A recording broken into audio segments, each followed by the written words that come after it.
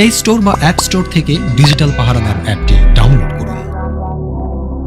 আপনার phone number দিয়ে registration করুন। 6 সংখ্যার গোপন পিনটি সেট করুন। কোন ধরনের অভিযোগ দিতে চান তা সিলেক্ট করুন।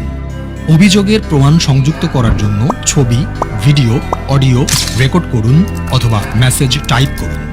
অভিযোগটি পূর্বে রেকর্ড করা থাকলে ছবি, ভিডিও, অডিও আপলোড করুন। আমি উপরের শর্তাবলী পড়েছি, এই লেখাটিতে টিক মার্ক দিন, তারপর জমা দিন বাটনে ক্লিক করুন। অভিযোগের 24 ঘন্টার ভেতরে দ্রুততম সময়ে ব্যবস্থা গ্রহণ করা হবে। আপনার অভিযোগটির অগ্রগতি অ্যাপটির মাধ্যমে ট্র্যাক করতে পারবেন।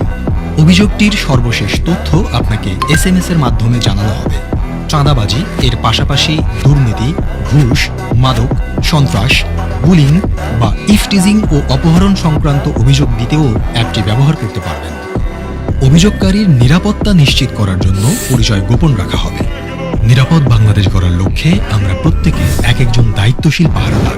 অন্যায় অপরাধের অভিশাপ দূর করার লক্ষ্যে